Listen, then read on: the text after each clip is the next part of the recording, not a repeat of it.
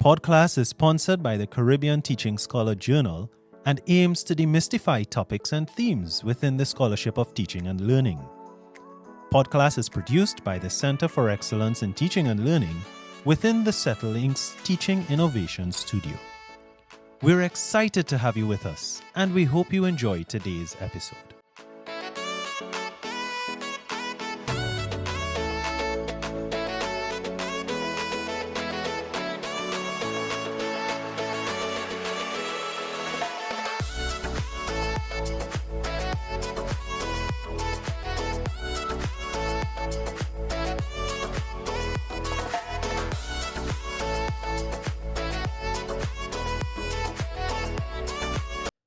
Good morning, all, and welcome to PodClass. I am your host, Mark Garcia, and today's episode is going to be incredibly enlightening and important for all of us on in different fields and whatever the background. It's a crucial topic. Now, the topic is a bit of a touchy subject. Some might even say it's a bit like a bit of a taboo, but it's a topic that we want to address head on, purposely, because this concept of mental health and wellness does not select whom it impacts or affects. It affects everyone, and we can safely say knowingly and unknowingly. Before I go further, though, I would like to introduce our very special guest this morning who's joining us, Dr. Katija Khan. She's a clinical psychologist and expert in mental health. You've worked extensively with professionals in high-pressure environments, of course, with those in academia. And Dr. Khan, we're going to be discussing the unique challenges with respect to mental health faced by university staff, the impact of academic culture and norms, and how does this really affect our well-being, the wellness of each worker. And we're going to hopefully be able to pinpoint some actionable strategies that could be quickly implemented to protect our mental health in the environment. So, Dr. Khan, welcome to PodClass. This is episode 7. Thank you for joining us. It's a pleasure having you here. Thank you for having me, Mark. Thanks so much. Dr. Khan, let's talk a bit about something that underpins mental health worldwide, but in the field of education and academia, is the workload.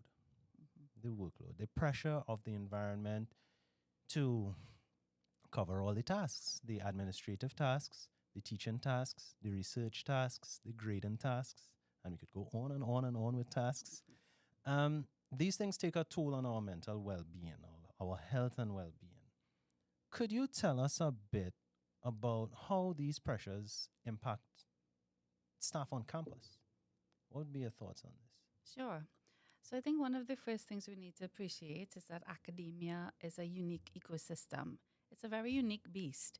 Academics have to wear many hats, juggle many roles all at the same time. You mentioned some of them. So we are researchers, teachers, administrators, we're mentors, and often you're working long hours outside of regular hours to meet various deadlines. So whether you're applying for a grant, you're writing a research paper, you're grading papers. And so there's a lot of pressure to complete all of these. And sometimes that can come with intense scrutiny. So whether it's your department head or your students or your grant funders. So all of this pressure can cause strain. And if it's not managed well, and if people are not coping well, this can lead to a lot of mental health problems. So we're talking about things like exhaustion and burnout, or even clinical conditions like depression and anxiety. And here's the thing. It's relatively well known that university students have higher rates of anxiety and depression as compared to the general population. But what is less known is that this applies to academic staff too. So academic staff have higher rates of anxiety and depression as compared to the general population. They are just as vulnerable. And this applies internationally, but also in the Caribbean as well. Now, that is enlightening and very disturbing at the same time. It's a very interesting point that you raise, and it highlights the fact that the environment or the demands of the environment are going to have implications for all within the environment. I think we could say that.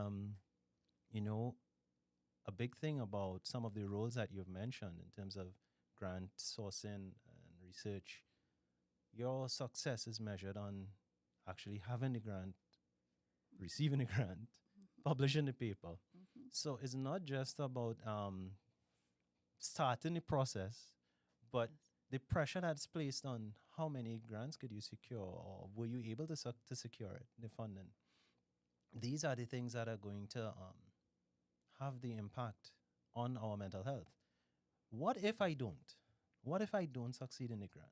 What does that look like for the average faculty? So I think that creates a lot of pressure. So you're quite right. There are many steps in the process, and certainly the effort that goes into applying for grants or writing papers and submitting papers doesn't always result in the outcome you want. In terms of you're not always successful, you may not always get accepted, and you have to resubmit your paper. And I think one of the pressures that arises in the academic setting is that publish or perish maxim. So you feel a lot of pressure that you're only as good as the last publication Exactly. you made. And so what that does is that you are trying to juggle all of these responsibilities, fulfill your professional goals, but you're so worried about falling behind and not achieving that again that pressure can lead to strain. People start to neglect their self-care. Mm-hmm. People start to make undue sacrifices. They start to overwork, and these are the things that can contribute to that exhaustion, that burnout, and these high stress levels. Yeah, and I think of it based on what you're saying. Mhm. It could then become a cycle Mhm. because we're striving for the next best accomplishment or Mhm. achievement, but along the way, if our mental health is being affected, then our performance is going to be affected. Our personal life is going to be affected. So we're going to be that concept that you mentioned about emotional fatigue. When we bring that now to the workplace the next day, that could easily spread. Of course, people are going to read that we are feeling something. They may not know exactly what. But that in itself is going to limit our next best Mhm. because it's already shaping how we are going to approach it or how much energy we actually able to put into it. Um, how can someone deal proactively in a situation like that, with a situation like that? But I think this is where self awareness and recognition becomes important. Many people are getting by. They're showing up to work and they're getting their duties done. But when we look at their mental health, it will tell a different story. So when we talk about mental health, we think about a continuum, not whether you have good mental health or not. It's sort of like your physical health. So it varies. Same thing for mental health. Now, many people exist in that comfort zone. So you're not ill enough where you are sick and you have to take time off work or to be hospitalized or go to see the doctor, but you're not thriving. You're not having optimal functioning. You're not living a fulfilling life or living your best life. Mm. We exist in that comfort zone where we're just getting by. And that's not where we want people to be. We want people to thrive. You know, many people enter this career because they are passionate about it, but the strain, the stresses, the pressures can cause you to just get into this cycle of just getting by. And that's not what we want. It's also not good for organizations and institutions because then you're not getting the best of your people. You're not fulfilling the best potential. And that's also going to affect the institutional success. So I think we need to recognize when we're in that comfort zone and see what steps, what incremental steps we can take to move us into that thriving zone. Yeah, I agree with you with taking steps, but given the environment, Mhm. I'm not putting you on a spot. It's not a trick Yeah. question, but we talk about the environment being demanding, Yeah. and in a sense, it kind of sets the stage for these struggles to enter. Mhm. Do you think that this is something that is well understood within academia and within universities? Yeah. So, unfortunately, no, I don't think that it's understood well enough. I think efforts are being made. So, universities are increasingly recognizing mental health issues and mental health strains faced by students. But I don't think we pay enough attention to the well being of staff as well. And they're a critical component of the success of organizations. There's also this idea that if you are at this level, if you're a staff member, that you're smart and you're a high achiever, and you should be able to cope with the stresses that your job um, puts on you. But and it's true, many people are high functioning, so we see them show up, but we're not aware of what's going on this side. So I think many academic staff might be struggling to cope, and they are vulnerable just like every other member of the population. And some people may have the resources to cope well, but I think many people are struggling or just stuck in that comfort zone and unable to move themselves out of it. Again, very enlightening. And I took a note there of the concept of the expectations that people have of faculty in a university. Um, they expect a certain standard and they assume that, you're a robot, that come with me, you're going to achieve this standard. Push through. Yeah. Exactly. But it's simply not the case. So it links to what you said earlier about self awareness, Mhm. because despite persons' expectations of you or of us, uh, it's in your control. It's something that you can actually influence a lot more than we think. Now, it brings us to an interesting the taboo aspect of mental health. Yes. Now, the words mental and health, when used separately, are fine. Mm-hmm. But when you combine them, somehow Yeah. everything changes. Everything changes. And I think it's events like these that actually help us to try to overcome that stigma, Yes. because it is a stigma. Mental health is not something bad, good, or indifferent. It's something that all of us face. It's kind of like cholesterol, Mm-hmm. diabetes, Mm-hmm. and all the other things. And quite frankly, as I remember a doctor once saying, at the end of the day, we could see our skin.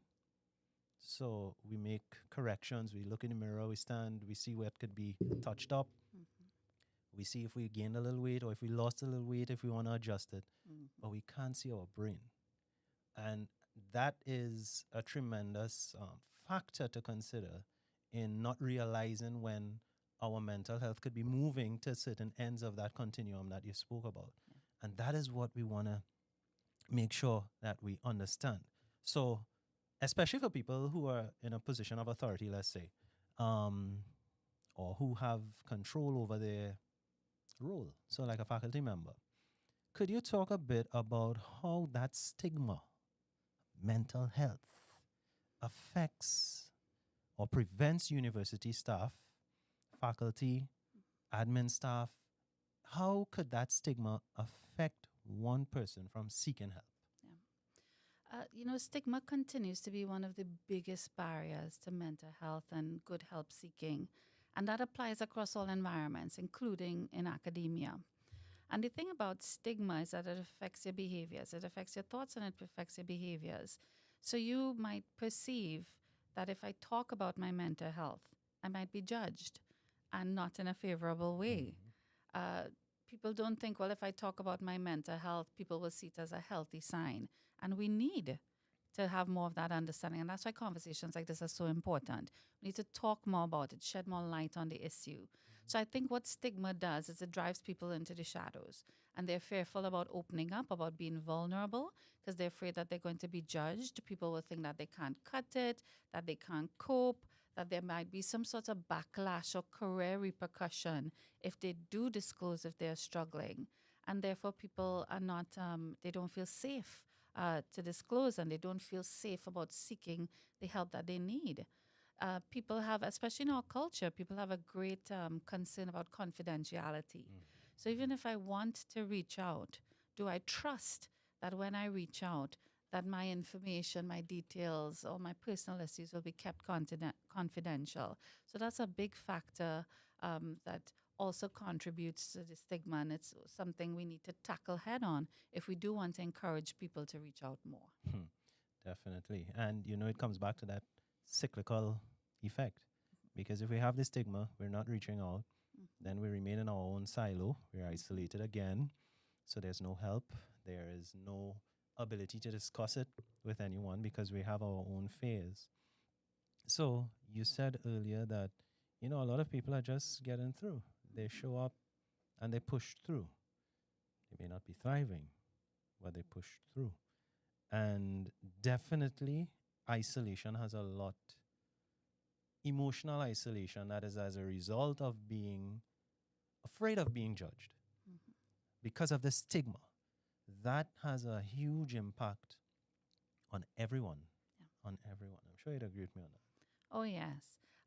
I don't think people always connect that with academia because when they think about a university lecturer, they think about you interacting with hundreds of students, and campuses are busy places. So people don't often associate isolation with academia. But there is this hidden epidemic of isolation.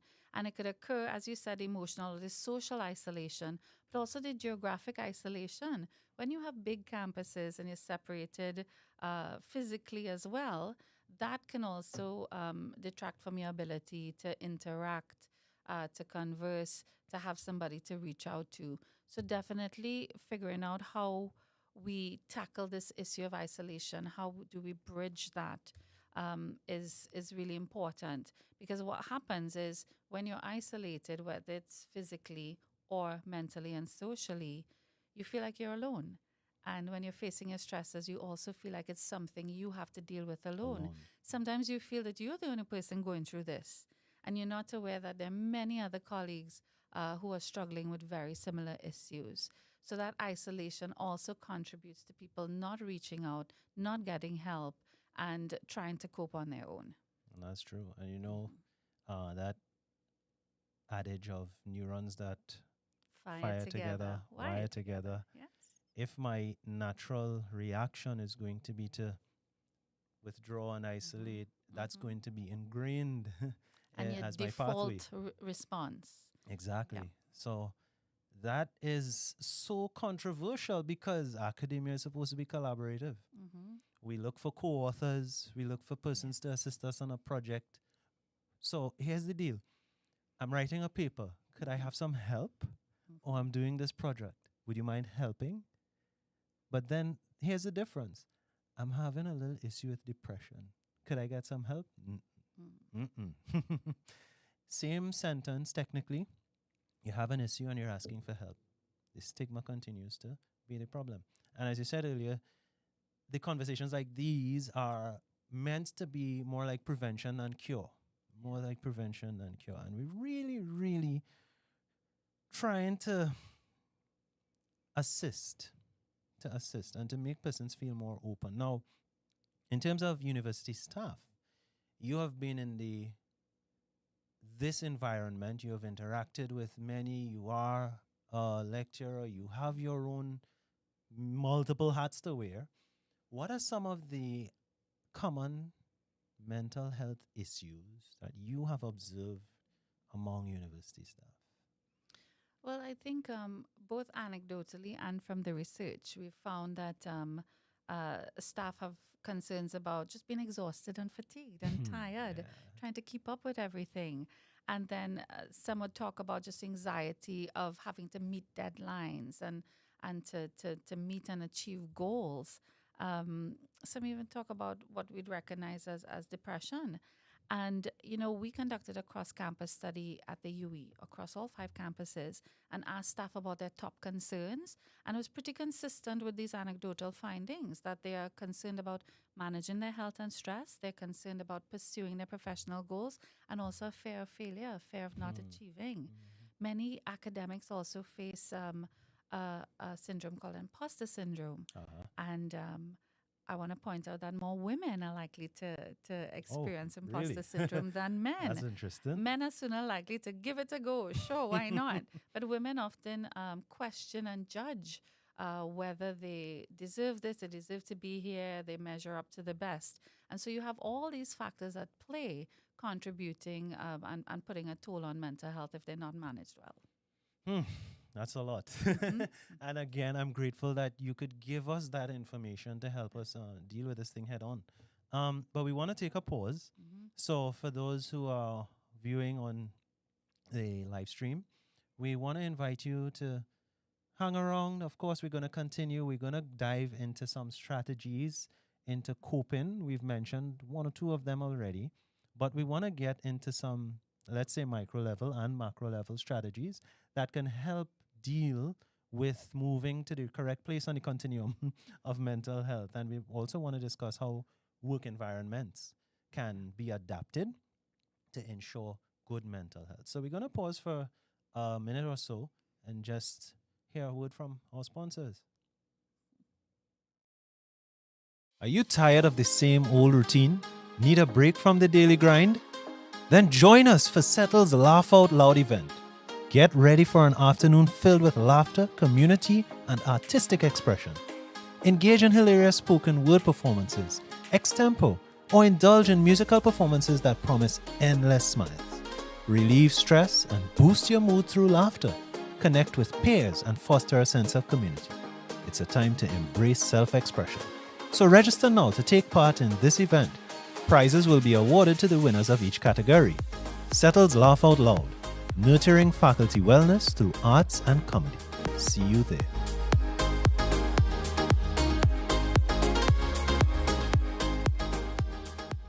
Welcome back, Dr. Khan. Thank you for what you've provided thus far. And we want to shift now to the practical side of things. Strategies to help us safeguard our mental health. We're safeguarding mental health just as we would safeguard heart health. That's how we are looking at it. No stigma. We are addressing this as a psychological or physiological rather disease that could affect any of us. You would have seen in the advertisement that we as a center are already trying an initiative that brings faculty together to literally laugh. And we invite all of you, please, to attend on the 27th of November, our Laugh Out Loud. It's done annually. And it's going to be held right here in auditoriums A1 and A2 of the Teaching and Learning Complex. Please feel free to visit our website and register to be in attendance. Believe me, it's an evening you don't want to miss because it's an area, an opportunity to safeguard our mental health. So, now, what strategies do you believe could be implemented by faculty members in this high pressure environment? So there are a number of strategies, but I want to start with boundaries and setting boundaries. Now, the nature of the job that we do means that there's no set cutoff time. So often you're working any time of day or night. And with the technology we have now, with smartphones and the immediacy of it and the portability of it, people feel pressured to be available 24/7, to respond as soon as an email comes in or as soon as a message comes in. And that's not healthy. So it's really crucial that we set firm boundaries and designate time and carve out time for healthy activities and make that time protected time. So that's a nope, sorry, I'm not available. And that's a hard and fast rule. So whether it's no meetings on a Sunday, no meetings on a Saturday, etc., or you have a cutoff time at night by which time you'll stop responding to emails or you take a break.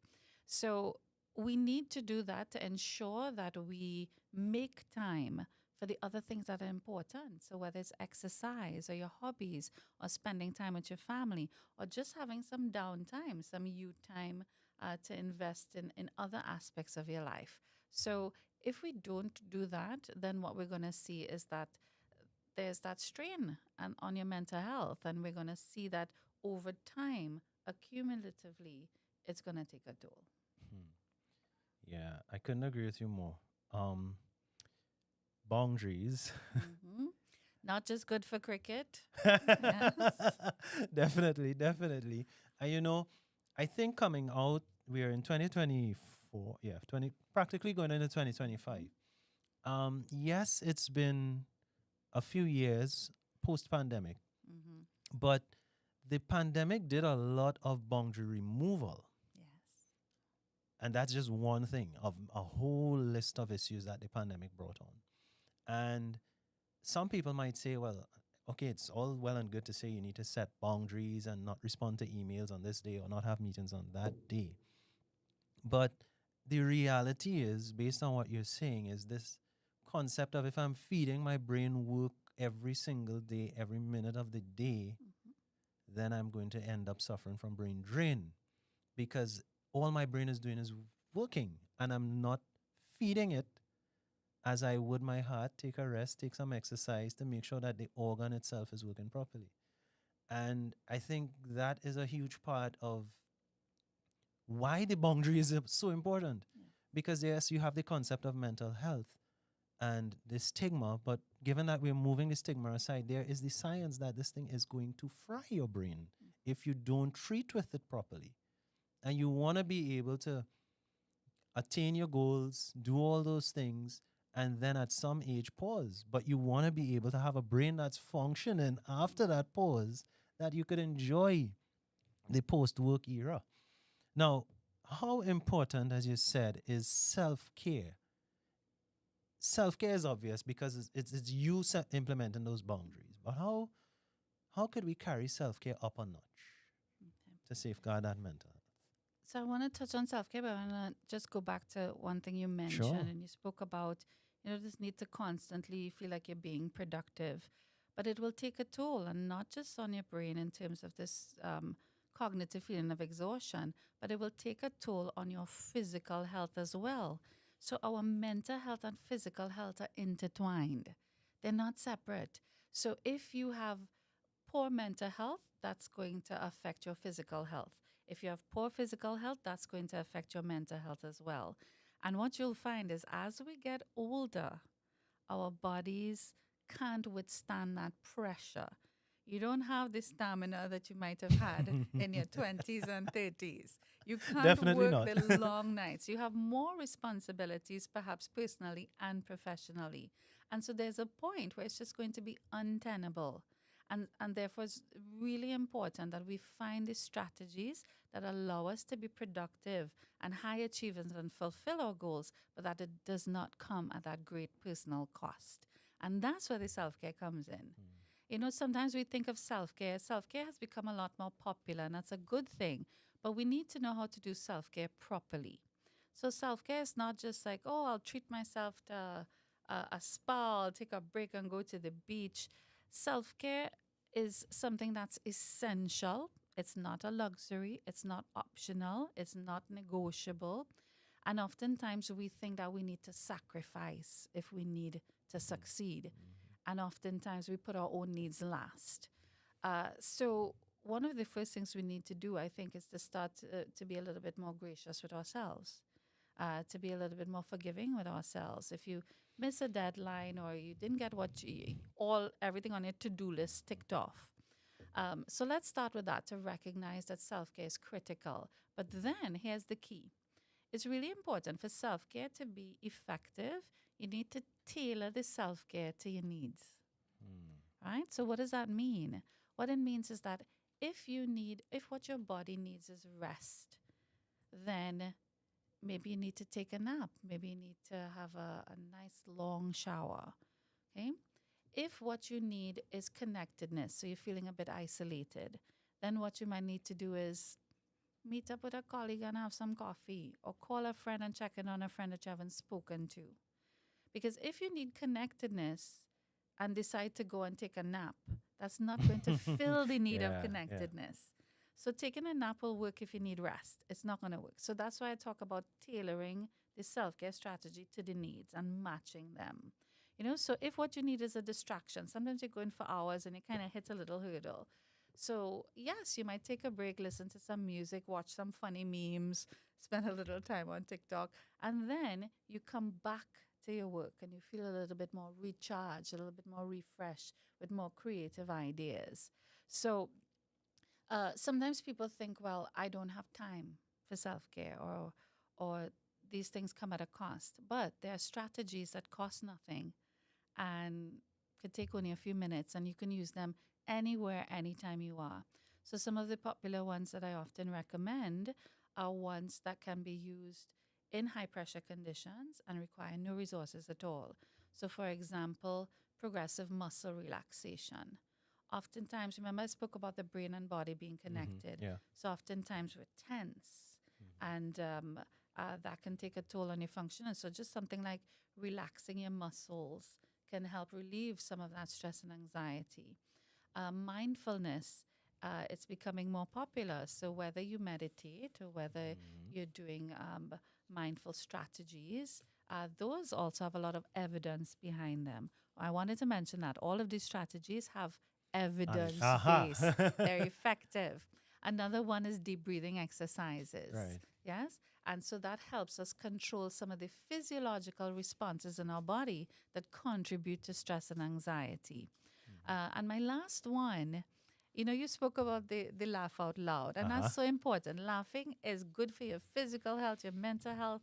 And so, in keeping with that, like positive thinking, um, there's also some science to that. So, sometimes in a situation, you're stressed, you feel pressured, just taking a few minutes to conjure up a positive thought, a positive image, whether it's your favorite place. So, whether it's the beach, whether it's your kids, your dogs, your garden, the nice pilau you made, Oh. whatever brings you joy, Mm-hmm. whatever sparks joy, whether it's stopping to pause and notice a beautiful sunset or a nice flower in the garden, that is something that can be really short in the moment, but it can also help you with your self care and relieve some of that stress and promote good mental health. I really like those suggestions. I think I I that point you made about persons thinking that there's always a cost that's going to be involved. There are so many of these things that we can do on our own that Mm-hmm. don't cost something tangible, but it's just about giving up something that's taking a toll on you to prioritize yourself. Mm-hmm. And that's really what it is. So if you're thinking of the cost, think of the cost trade off on the impact that is having on you versus Yeah. whatever is. And I really, really appreciate the fact that you mentioned tailored self care. And it hints to the fact too that we need to be self aware of Mm-hmm. what's going on in our own situations. And we need to acknowledge those things. Yeah. If we don't, we can't confront the problem of a bad heart or a bad brain. So Mm-hmm. that is how we end up with the overwhelming issue of mental health. Now, that's stuff that we can control. What about, let's say, from the university level, the university itself? Do you think, or what do you think institutions could do perhaps to foster a more supportive environment that really allows or emphasizes safeguarding mental health? So I think universities and institutions need to take a very proactive role and to have measures in place that help people maintain their well-being, but also their services where if I need help, I can access them. So, for example, having employee assistance programs like the UE does, where you Yes. can access confidential professional counseling services. Um, you could also access information and guidance. So, whether it's a training session, a workshop, or a podcast like this. Mhm. So all of these initiatives are really important. It's important to have the resources available so that people can access them and they know where to reach them and how to reach them. The other thing is I want to speak about the concept of a psychologically safe workplace. And this is a concept that has been getting more traction because we are recognizing how important mental health is in the workplace. So it's important that workplaces are psychologically safe spaces for employees. What does that mean? So it means that universities need to encourage more open communication and dialogue so people feel safe to speak up, to provide feedback. And when they speak up, they feel as though they are going to be heard and that their viewpoint is valid. We also want to produce or promote more open dialogue about mental health and help seeking. So have these open conversations about the stresses and the struggles that people are having. Let's acknowledge that it is something that exists, and we're not pointing fingers to blame, but we're acknowledging what exists and we're trying to identify solutions and we're trying to problem solve to help people cope. So tailored again. Tailored Tailored again. again. And leaders play a significant role Mm. in all organizations, and it's true also for universities. So we need leaders to model what the institution is promoting. We need them to also be vulnerable and maybe talk more about mental health and why it's important. We need them to also prioritize mental health and well-being of employees and of staff. So it has to come from all levels, from the bottom up, but also from the top down. Yeah, and I think we can safely say that we have been seeing um, a lot of the EAP being referenced within recent times, and we want to be mindful of using the options and not just seeing it as an advertisement. Yes. But if we could find a way to partition the stigma again and make use of the tools that are there for us, it's really going to help with safeguarding mental health. And I want to interject there to say, sometimes people feel that I have to wait till things get bad, till I'm struggling, till I physically can't cope, and that's when I'll reach out for help. But I want you to think about it as, don't wait until it gets so bad where you have to go to the emergency room. Just as how you would go for your checkup at your GP, or if you're being self-aware, so you're recognizing the changes within yourself. Sometimes we don't recognize it's what people tell us. So listen to your family, listen to your coworkers, and don't wait till it gets bad. Once you start to see a change in your functioning and you realize it's taking a toll, whether it's your family life, your social life, your personal life, your work life, that's the point at which you want to reach out. Yeah. And be mindful that, yes, diet, exercise, all those things contribute, but sometimes we actually do need outside external help. They all work together. They're all critical parts. Those are the essential ingredients for good mental health. So we need all of them. Yeah, I appreciate that. And you mentioned work environments. We want to dive into that. But before we do, um, there's an interesting reflection on last year's LOL program. And we really touting it again because it was an enjoyable experience. And I could say for myself that it did positively impact my mental health, especially at the end of an academic calendar year where you're naturally feeling tired. So we're going to pause for a second and we're going to be back. Of course, feel free to, all listeners, feel free to engage with us in the chat. If you have questions for Dr. Khan, feel free to put them in the chat. We're going to try to address them. And we would see you back shortly.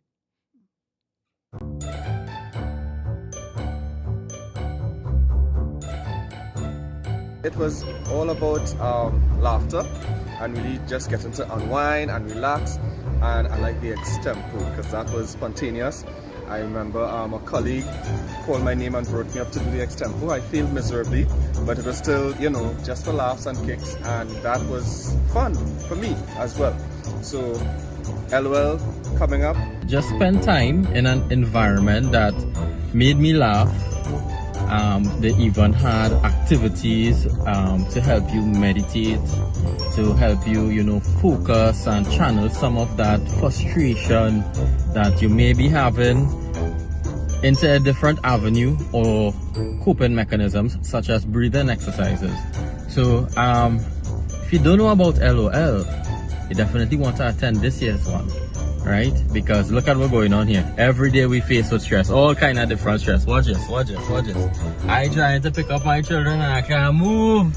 I'm in traffic. Stress.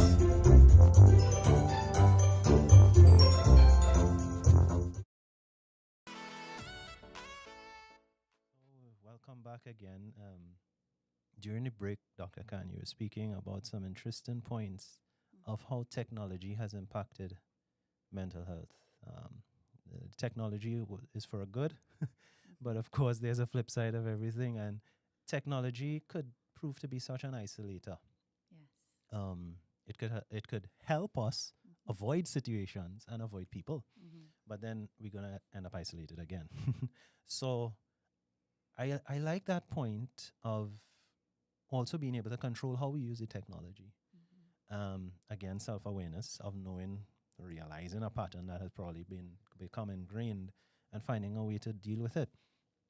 And it speaks quite nicely to the concept of how we can adapt or how work environments can be adapted to create a better mental health for our staff. What are some specific actions you think the university could take to support the staff's mental health in terms of work environment? So specifically for the work environment and some strategies there, I think having programs like mentorship programs can help. and especially for junior academics or younger, newer staff, because often they have less job security and they're vulnerable to isolation. They're still finding their way and getting to learn the space and assimilate. So I think having structured mentorship programs can help. So that can give them a bridge. It also connects them with senior members who already they have learned from experience, and so they could share that knowledge and cultivate that professional relationship that can help junior members cope better with the environment. And then, this cycle will continue. Having had great mentoring, Yeah. then you can then extend that hand to another junior Incoming, member and continue. especially given the fact that the incoming staff is now going to be facing all the deadlines and the environment is going to be novel. Um, I like that point about mentorship. It's definitely a great idea, and it counteracts the cyclical nature of feeling down. Yeah. Because now you have a positive cycle that could be a safeguard. Yeah. A safeguard. What else? What else could we try? Well, one of the things that came out of the pandemic, so the technology enabled many of us to work remotely. And we realized that although the pandemic is over, that strategy was actually working really well. So I think having the flexibility and giving employees the options, trusting them, that people are going to live up to expectations. They are going to fulfill their responsibilities if we give them options. So I think that flexibility is important, and that helps people with their own autonomy and agency within their workspace. And I think, we spoke about all of these competing goals and the need to achieve in many different roles. So I think we also need to, one, be realistic and manage expectations about what is feasible. What are workloads looking like? Are these workloads realistic? Especially if there are times and events that are more stressful than others, do we need to be able to be flexible and to adjust? Yeah? Within academia, things like study leave and sabbaticals become a key part of this strategy, because then it allows people the opportunity to focus more on some things and be relieved of some of the responsibilities in other areas in order to achieve. Yeah. And that's the end goal. We want people to be able to thrive and be productive and not have that come at a cost of mental health. So there's that balance once again. we go. That balance Yes, once again. yes. And definitely flexibility could help us achieve or alleviate some of that pressure that we first spoke of when we began, that the environment it exudes. Now, I give you an example of what we tried here at Settle. So, pandemic was over. We're back to work, face to face. That has its own implications, of course. That's going to be probably another hour to discuss COVID's true impact on mental health. But what we've tried is we've realized that some of us here had a mutual appreciation for table tennis. We may not be all skilled, but we actually started a table tennis group. And we actually took it to the next level of going and build a table tennis board and having it within close reach within the building, that we could take a 5-10 minutes and we actually go during the day, and it becomes a meeting around the board while you're playing. It's not just downtime, and of course you take downtime, but we also use the opportunity to bounce some ideas off of each other for upcoming projects. And we found that that has really helped us. It has also spilled over to other members of staff throughout the university, because now you have a whole lot of people in the same group who are not originally from Settle. Yes. And I think what was mind-blowing for me was that I picked up with some research this year that spoke about the positive effects of sports that encourage hand-eye coordination, specifically racket sports. And, there was a replicated study of persons who play racket sports live longer generally than even other athletes who might be running or playing football or the like. And I said, we have been doing something that has been safeguarding our mental health without us even knowing. Mm-hmm. So it's just an idea. Of course, that's what we did. We found it works. But then we have other things that simply repurposing or adapting the layout of an office or workspace as far as we are allowed. Yes. You know, to create a workspace that's a work environment that's more employee centric. So we look at the big tech companies and they have these kind of what we might look at and say playful rooms. Within academia, everything is quite serious. Austere. Yeah. How can we adopt some more employee centric workspaces, you know, that could create innovation where the person gets to be creative, think outside the box because they're not in one frame of mind all through the day? Any suggestions? Well, I think the first step is you have to believe in that. You have to believe that that's important and it works and that it contributes to your overall goal, because then you'd be motivated to want to come up with strategies. So I think that making those connections is really important, so that you don't see creativity or leisure or what might be seen as non-essentials. You don't see them as frivolous. If we make the connections that having a table tennis board actually is going to contribute to tangible outcomes. So whether it's physical or cognitive, whether it's going to increase camaraderie and that increases teamwork and social cohesion in the workplace. So making those connections are really important. And then tailor it. So you found like-minded people who like racket sports. You know, there might be another group who says, oh, well, we like to walk around campus. The campus is beautiful. It's so green. You know, it allows you to be mindful as well in a lovely environment. So others might want to start a walking group. Others might think, oh, you know what? Many of us love coffee and teas. So we're going to have a nice selection of coffee and teas. I used to do that as well, bring in some nice coffee. When I visit Mona campus, I bring back some nice coffee from there. So, or you might set up a nice tea station. So the idea is we have to believe in this and be motivated, and then give in and think, be creative. Tune into what people want, listen to people's ideas, be receptive, and just give it a try. Give it a try and tweak it. So it might be table tennis for these few years, and then maybe somebody might come and say, y'all, why we don't try this? And it turns and it evolves naturally and organically into something else. So let's be in tune with ourselves and let's have that freedom to try it. And we need leaders and managers who are going to support these efforts. I like that last line. I like that last line. And it doesn't have to be something large scale. As you said, something as simple as walking. The sun is extremely hot these days. Perhaps your building has stairs. Why not take a 5 minutes as a team and walk the stairs? It's your exercise. But you get to increase actually your blood flow and you carry more oxygen to the brain. So you feed the brain and you give exercise to the brain that promotes mental health so that you're able to deal with the demands when you get back. For example, I know a team that also uses Uno cards, or they just stop and play a round of some card game during the day. All these things are very low stakes ways of implementing things that can safeguard our health.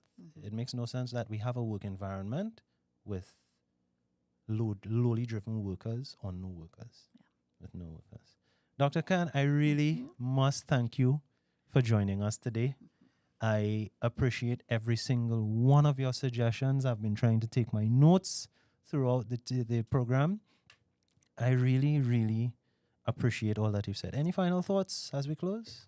Well, I think my final piece of guidance is for everyone to remember that our mental and physical health is just as important as our academic achievements and our professional achievements. And this becomes even more important as we get older. And that we need to be very intentional about preserving our mental health. Remembering that you can't pour from an empty cup. That's a common saying. You have to be able to keep that cup filled so that others can benefit from the spillover. So you can't be running on empty fumes like a gas tank on E. So let's keep that cup filled with good self-care strategies. And I also wanted to highlight, so did you know that for this year, the theme for World Mental Health Day is it's time to prioritize mental health in the workplace. So I think this podcast is so It fitting. just feeds it into fits it, yeah. right into that theme. The average adult spends about 1/3 of their life and the majority of their waking hours at work. At work. And I think that's more so for academics because often you're doing work even when you're not at work. So for universities, then it's really important and apropos that we should focus on mental health. And the goal is that we want workplaces that prioritize and promote mental health, and that we protect things that promote mental health. And that in doing so, this contributes not only to the well-being of your staff, but this also contributes to the success of organizations. The entire So it's a institute. win-win for Yeah, everyone. yeah. Again, wise words. Appreciate it. And we want to be mindful too of our own demands not spilling over to someone else. If it's a project, any support staff, we don't want to unburden ourselves, but give them now the the pressure to deal Agreed. with. So I think in considering mental health, we don't just think about ourselves, we think about the entire team and how it impacts others. And you know what? When we have good mental health, it makes it easier for us to connect and empathize with others. So again, we're seeing how interconnected these concepts are. And good mental health applies to everyone. No one's mental health should come at the cost of somebody else's. Exactly. Let's all benefit together. Exactly. I appreciate that, Dr. Khan. And before we close, I'd really like to take a little time to thank one of our sponsors, and that would be Moore's Island Forge, who graced us with this lovely table Very that adds this wonderful effect to our set. We really appreciate the hard work that was done. We also thank our production team here at the Settling Studio. This morning we have with us Mr. Javed Mohammed, Miss Nicole Pazdio, who's also been very instrumental in setting up this lovely set for us, along with Miss Aisha Drusilla Moore. And of course, the invitation remains open to use as faculty the Settling Studio to promote things like these, things that actually are teaching and learning related, that benefit our environment. Once we benefit our environment, we benefit ourselves. Of course, don't forget, look out for Laugh Out Loud. It's on the 27th of November. That's next 2 weeks, next 2 Wednesdays, I think. Right here at the Teaching and Learning Complex in auditoriums A1 and A2. We look forward to you joining us. We are looking forward to it. I know we are. And we are looking forward to having you with it. So don't forget, this entire conversation has been directed at the fact of being alert, aware. Don't treat mental health as something that's just bad. Look at it like heart health, skin care. Everything is about prevention rather than cure. Take the time, take the strategies from an individual level, from a team level. Be willing to jump out of the box and try new things. I think that's everything that you've said is hinting to us pushing the boundaries here, but having our own boundaries in our own lives. Dr. Khan, thank you so much again. We thank our listeners for tuning in, and we look forward to our next PodClass episode number 8. And we're going to dive back into the teaching and learning strategies that we could implement to be more innovative in the classroom while safeguarding our mental health. Thank you, Dr. Khan. great. Thanks so much.